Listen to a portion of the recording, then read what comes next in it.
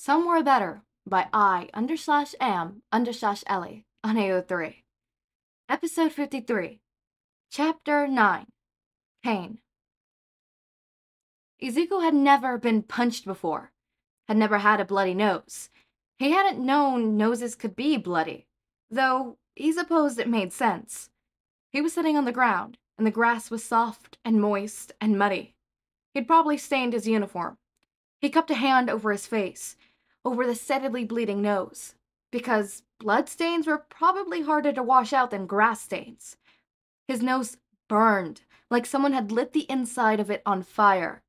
He imagined the red dripping down as molten lava, not blood, or acid, or something that would explain why it burned so bad. He kept his lips firmly shut as he held his nose, because when he'd first been punched and his mouth had fallen open in surprise, blood had rushed in and it had tasted like old coins. The group of boys had run off, and they've taken their kickball with them. Izuku sat on the ground and held his nose. He rolled his sleeve in his uniform, and it began to drip past his palm. It was a new kind of pain, hard to understand. It wasn't the worst. The worst had been when he had gotten sick back in November, when the doctors had to cut him open and try to get out what had been hurting him.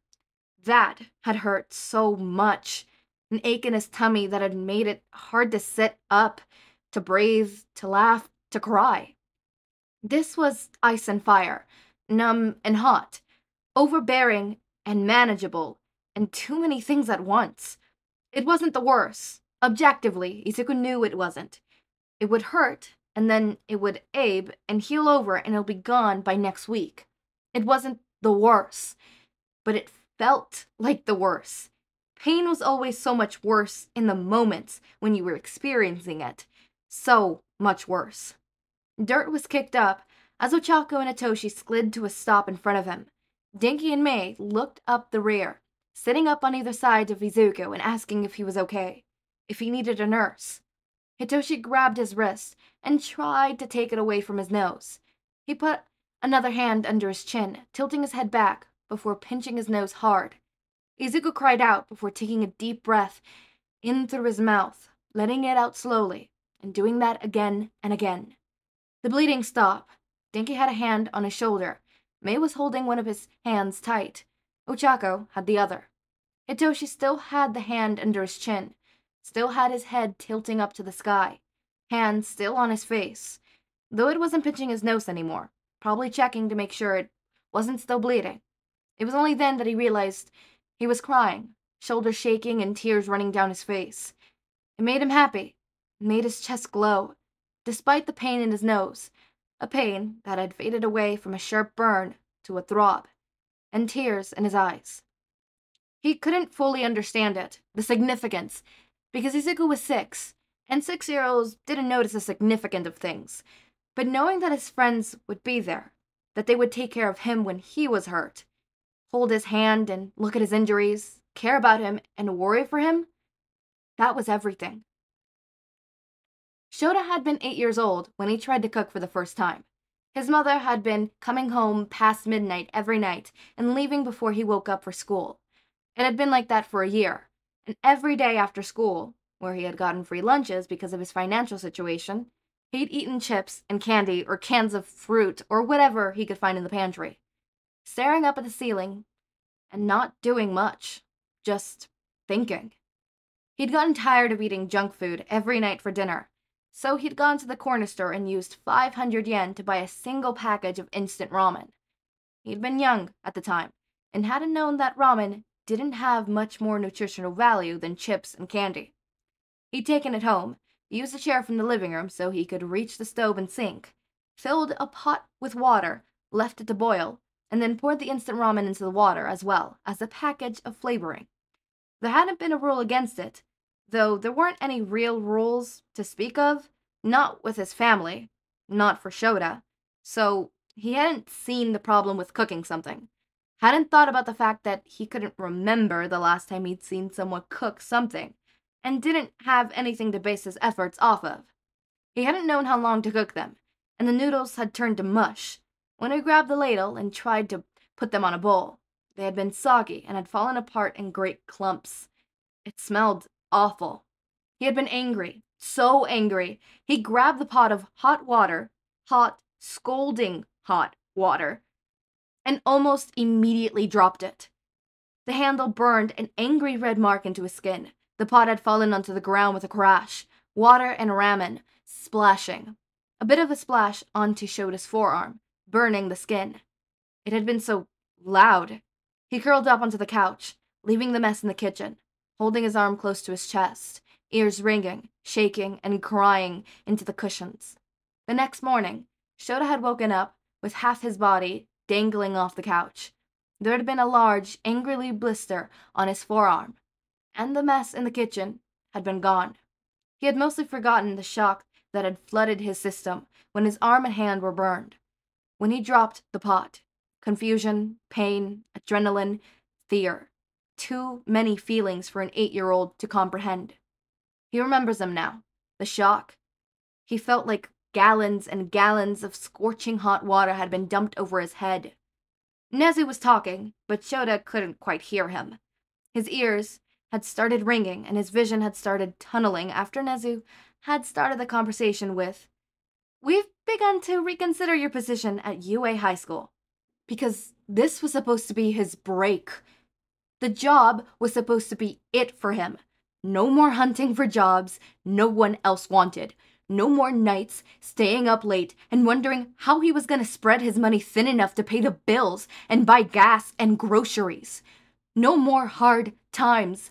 And yet, here he was, scalding water burning his skin away, shock making his ears ring and eyes burn and mouth dry. "Aizawa, are you listening to me?" Shouta sat up straighter, clearing his throat, hands hugging his elbows, tapping out a pattern. An English rock song Hizashi had played for his benefit on the way to work that day.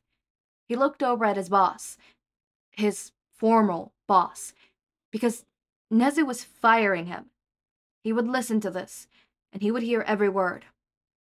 "I apologize," Shouta stated, voice even and quiet. "Can you repeat yourself, please?" "We have reconsidered your position," Nezu began again. "I've heard many interesting stories about your worth methods at home and on campus, and after consideration, I've come to make this offer." Nezu's grin became a little manic, like something from a horror movie. "Grant Torino, the homeroom teacher for Class A, is retiring the year after next. His TA has left us because of a teaching opportunity at a university. He's gonna need a new teaching assistant, and this assistant will take over for Grant Torino once he retires." Nezu's eyes gleamed. "I've taken the liberty to assign you for the position." "What?" Shouta asked, voice hoarse. "You will start as a teaching assistant next year," Nezu continued. "Grant Torino has a different approach in regards to working with an assistant. You'll essentially be completing half of his workload. You'll be co-teaching. And no, this is not optional." Shota's mouth snapped shut with a click. "I don't." His phone rang in his pocket, an ominous tone, like the music they used in movies, to indicate impending danger. And he took it from his pocket, already knowing who it would be before he answered. Nezu crossed his arms, waiting patiently. "What did he do?" he asked, and there was a Clory from the other side of the line. "He's got a bloody nose, and he won't tell me where he got it," the nurse said. "Legally, since it bled so much, I'm obliged to inform his parent or guardian. However you want to proceed is entirely up to you." Shouta sighed, pinching the nose of his bridge. He jerked his hand down, sitting up straighter. "I'll be right there," he said, and ended the call with a click. "I have to go." "Understood," Nezu said easily. "Tell the little one I said hi. We can continue this conversation tomorrow." Shouta didn't know how Nezu knew the phone call concerned his nephew, and he didn't ask. He packed up his things, climbed into the car, and drove towards Izuku's primary school. Uncle Sho had brought him an ice cream cone because his nose still hurt, and they drove home. Izuku changed out of his school uniform and into his yellow pants, the one Hizashi hated. And when he had come back to the living room, Ankisho had changed into a white wife-beater and sweatpants. They watched Lilo and Stitch, because they had already seen it a million times, and it kept getting better and better. Izuku leaned against Ankisho's side, and laughed at how silly Stitch was, and Ankisho didn't say anything. Watched the movie with him, and once it was about halfway over, got another bowl of ice cream for Izuku. The ice cream cone was strawberry. This one was chocolate, with chunks of marshmallow and walnuts. Izuku had fallen asleep with chocolate sauce smeared across his face and a Disney movie playing in the background. All the chocolate almost covered up the bruise, spreading from his nose. Izuku thought this might have been the best birthday he'd ever had, and he hadn't even celebrated yet. Alright, strap on because we're gonna be here for a while. So, big talk on the psychology side of corners. Okay, so, what happened last chapter? Izuku finding the bullies, coaxing the bullies to punch him.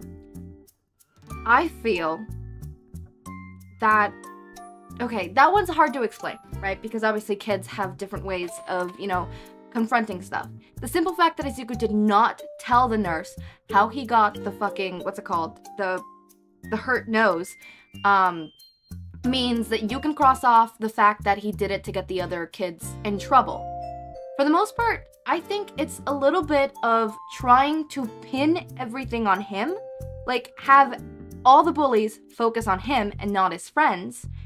And also, in a way, it was self-harm. Look, stay with me. So, in the first one, he wants to take all the attention that the bullies are putting on his friends and aim it towards him. What better way than to do it than paint a huge target on your back? Hey, look at me. Bully me, not my friends. Leave them alone. Look at me.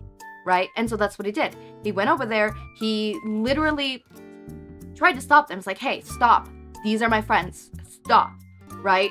He did all of this to try to get the bully to stop, hurting his friends and start hurting him instead. Right? Because he didn't say, stop bullying us, stop, there was never us. From what I remember, it was always them. Leave my friends alone. Leave them alone. He never included himself in that statement because he doesn't care if he gets bullied. He doesn't care if he gets hurt. He doesn't care about that. He cares about his friends, right? That is why he did it. Now, on the self-harm bit, people tend to do self-destructive behaviors or self-harming behaviors. Not necessarily, actually, actively self-harming themselves, but not unintentionally, but indirectly harming themselves. So if someone knows that, if somebody wants to punish themselves, they take away things that they love from their lives, right? Whether it be, let's say you're in a relationship and you feel like shit. Not because of the relationship. That's the one thing amazing. And you feel like shit. Everything else is going to hell. You feel like absolute dog water. And maybe a part of you, unconsciously, thinks you don't deserve this relationship. So you break up with this person. Even though you know deep down in your heart, you want nothing but to stay with this person. But you break up with them. You don't understand why you did it. But you just had to do it. That is yourself, behaving and self-harming behaviors or self-destructive behaviors. I like to call these type of behaviors self-destructive. Izuku had a self-destructive behavior. He went to those bullies knowing he would get hurt, whether it be emotionally or physically, right? Maybe he didn't know that he was going to get punched, but he knew that something was going to happen. It's why he did it so the teachers weren't around. It's why he waited till recess. He shut down all his friends. You notice, in those behaviors, he did not listen to his friends who were trying to get his attention. He ignored them, he hid from them, and he went to the bullies. That is self-destructive behaviors. It is concerning to see a 5-year-old with such self-destructive behaviors, right? Specifically that type of self-destructive behavior, right? Because that is not something a child should be thinking about. Now, why would Izuku do such a self-destructive behavior? 1, to protect his friends. 2, why would he harm himself in this way, shape, or form as if he deserved it? Because I feel like part of him feels like he deserved it. It's why he didn't tell the teachers, because why tell the teachers? It doesn't matter. I deserved it, right? Why draw this out of line when he deserved it? Now, why would he think this? Because he didn't protect his friends. Because he failed at protecting his friends, and his friends keep on getting bullied, and there's nothing he could do. And so, in retaliation, he gets himself hurt. Because if his friends are hurting, and he hasn't done anything, and he hasn't fixed it, then he's the problem. Therefore, he should be the one who gets hurt too. He feels responsible. And let's circle back. Let's just circle back, right? A child coming to this conclusion should not. Like, this is behavior that happens because a child feels the burden of having to take responsibility, right? In those couple of, I don't know if it was weeks or months, where Izuku was taking care of Inko while she was really, really depressed, it affected him horribly. He had to mature faster than, other kids. He had to learn how to do adult things so that his mother could live. That is not a child's responsibility. It is not. It should never be. We see this a lot with kids who grew up in neglectful households, right? They grow up to be responsible, right? And people around them are always like, oh my God, you have such a responsible aura about you. Like, you're always on top of your game. You're always, right? That's because they had to be. To literally survive, right? They had to be. Or sometimes kids who grew up in households with substance abuse end up parenting the parent. A lot of the times this happens, right? And the child grows up faster than they're supposed to. This does not mean like, oh, now the child's better off because they're responsible adults now, right? When they're, teens and they're not going to be doing all this other stuff. Yeah, sure, it could develop like that, which, by the way, is not a good way to develop either, because they don't have a sense of worth anymore. In the sense of, yes, they're extremely responsible. Let's say they're the friend that you go to if something goes wrong because they would know what to do. But here's the thing. Do they know how to take care of themselves? Because they're seeing the behaviors of their parents. They're probably mimicking it in some way. They're taking care of everybody, but they're not taking care of themselves. They become people pleasers. They become people pleasers. They adapt to take care of everybody around them, all their friendships, all their familiarships, all their relationships, and they become worn down. And at one point, that person's gonna crack. That person's gonna crack, and that responsible adult that is supposedly better because they grew up fast and they matured quickly, what's gonna happen to that adult is, or teen, right? Because it could happen when they're a teenager. They're gonna explode. They're gonna have an identity crisis because they don't know who the fuck they are if they're not helping people. They don't know who the fuck they are because they never got the chance to experience who the fuck they are. They never got a childhood. So they're going to gravitate towards childish things, and they're going to be happy about fireworks or a stuffed animal, right? Sometimes they don't grow up and, they don't explode, right? And slowly they learn to heal, right? Sometimes. But that's not all the times. And if you don't get that adult, you get a child who either dies because quite literally their parents couldn't take care of them, or you get someone who grows up just as irresponsible as the adult. Just as irresponsible. Point taken is, Izuku should not have to feel as though everything is a burden on him. He is responsible. He needs to carry everybody. Stop bullying them and excluding himself. Because that wording is very, very intentional. Maybe he didn't necessarily have it in the forefront of his mind. It's like, oh, I can't say we because it doesn't matter if I get hurt, only if they get hurt. But unconsciously, he knows that. Unconsciously, he said they, my friends. Not us, not we. They. Friends. Not himself. Now, on to where he started, where he didn't understand, where it says, Izuku, okay. He couldn't fully understand it, the significance, because Izuku was 6, and 6 years old don't notice the significance of such things. But knowing that his friends would be there, that they would take care of him when he was hurt, hold his hand and look at his injuries, care about him and be worried for him, that was everything. Why was that everything? Obviously, you want your friends to be there, but why was that everything for Izuku? Because this is a monumental moment, right? This is a big monumental moment. Izuku is now in the mindset where he has to protect and help everybody. He has to serve everyone, right? And so he feels as though his burdens, his pain does not matter, right? Nobody should be looking after him, right? It doesn't matter. What matters is others' pains, others' worries, others' things, right? It does not matter what he wants. It does not matter what he needs, right? His friends need him, not the other way around, right? As much as he would love to have help and whatever, right? So in this moment, he has shown something that he hasn't had probably for a while in friendships, right? And maybe because, you know, obviously Hizashi and Shouta show him this all the time. They take care of him. But in that sense, Izuku knows that that's obligatory, right? This is their guardians. That is their job. This is what they're doing, right? He appreciates it just as much, but it's different when it's coming from people who aren't obligated to do this. You get me? Like, it is one thing when your parent praises you because you did something correctly, right? Let's say you grew up in a nice household and they do it on a regular basis, because otherwise, if they praise you for something and this is like the first time they praised you in years, and yeah, that's very significant. But let's say this is your parents. Loving parents, you have loving parents, let's pretend that.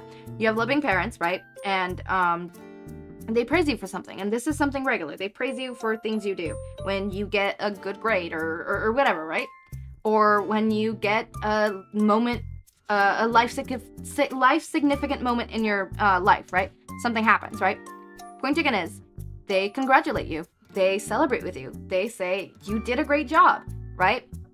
You don't react the same when it's coming from them, because to a certain degree, unconsciously in your mind, or maybe consciously, some of you guys might think of it consciously, you think, well, they're supposed to. They're my parents. Of course they're proud of me.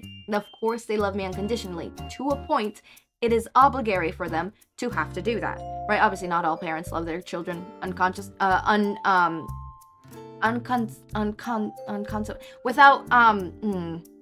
not all parents love their kids, right? But let's say this is a normal, not a normal, but a healthy family hold, right? To a certain degree, it makes sense. But when a stranger says it, they have no connections, right? They don't need to say it. It feels gratifying when a stranger says, hey, nice artwork you did there. That's so cool. They don't need to say it, right? They don't need to lie to you. When your friends say it, it has some significance as well, because it's like, you're not my parent. You're not supposed to, but you're doing it anyways. And I love that because it has more significance, because there's not that background layer of, well, it's kind of their job kind of thing. Like, for example, it's kind of Shouta and Hizashi's job to take care of Izuku, right? They're his guardians. It is expected of them. So them taking care of Izuku, while he loves it, doesn't have the same impact as his friends taking care of him. And for once, he could let his guard down. He thinks, I've been taking care of everyone, and finally, here are my friends sticking up for me and taking care of me. That is significant for him, because this is what he's been doing this whole time, taking care of everybody but himself. So when his friends, who aren't obligated to take care of him, it is monumental for him, because he can finally rely on someone. Finally, he can stop and just relax for a second. For a second, because finally, he has, not that he has a backbone now, not backbone, but a support system now, but he finally realizes that he has a support system, and if he's there for them, they're there for him, right? And it's a big monumental moment, especially for people pleasers, because sometimes people pleasers feel as though they can't release their burdens on other people because it is their responsibility to take care of everybody, right?